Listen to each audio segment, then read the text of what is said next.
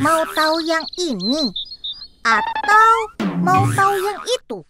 Ini, itu, ini, itu. Jadi serba penasaran nih.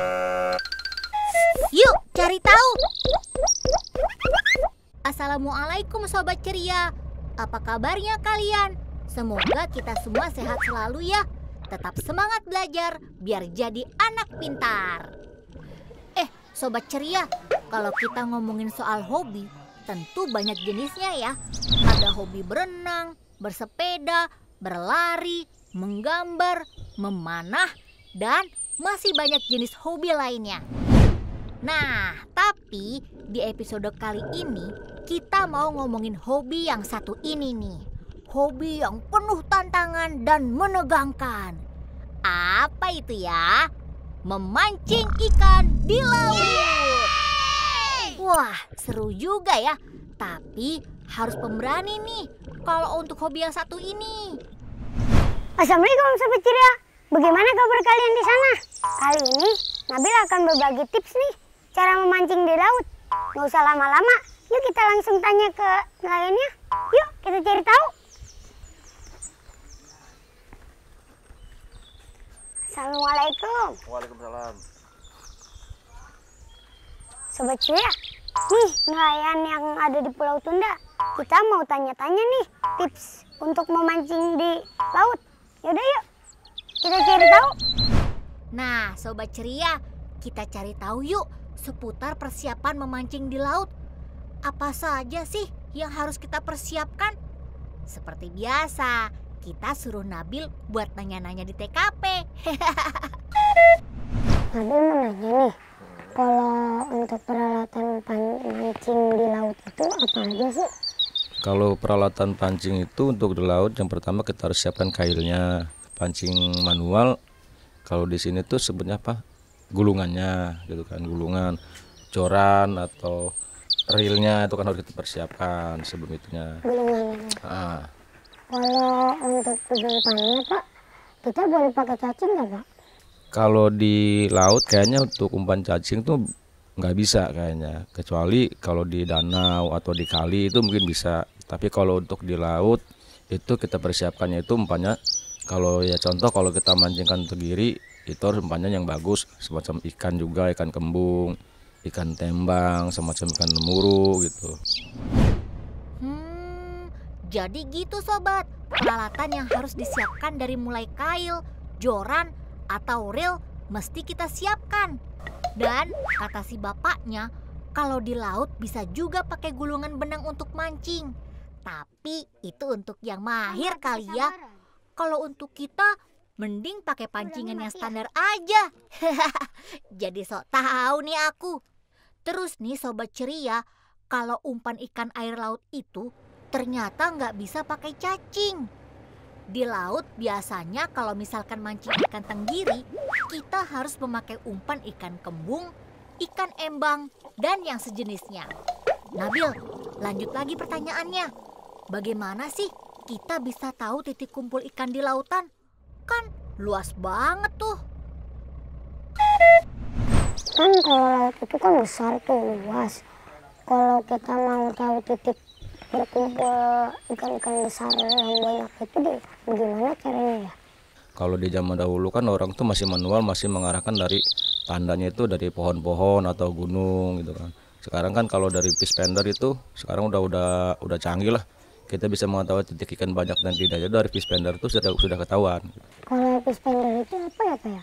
Kalau fish finder itu yaitu sonar yang untuk mengecek keadaan karang di bawah laut.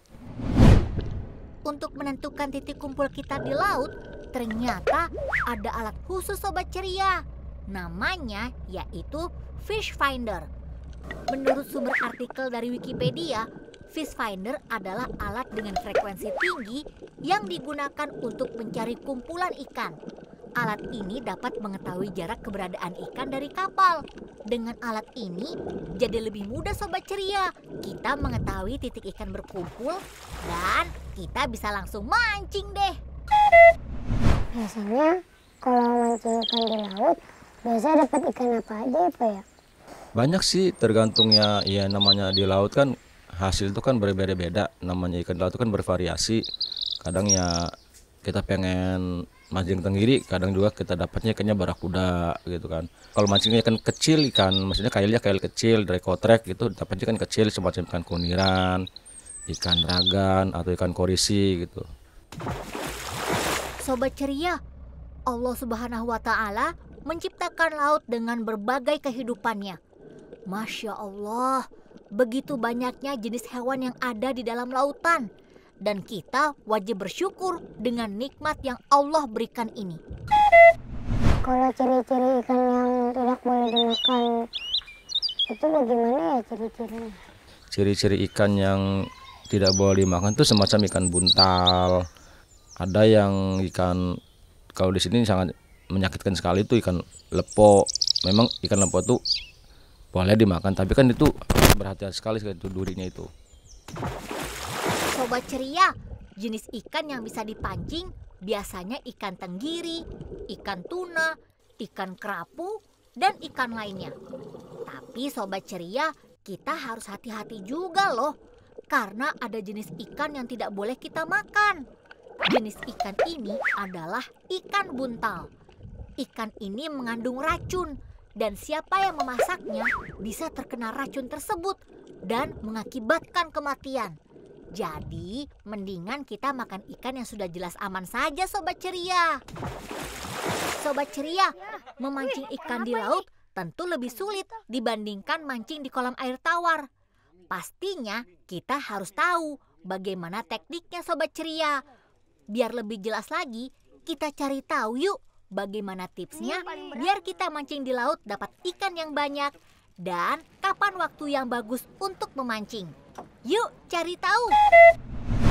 Boleh minta tipsnya nggak Pak untuk dapat ikan yang gede dan banyak gitu? Boleh.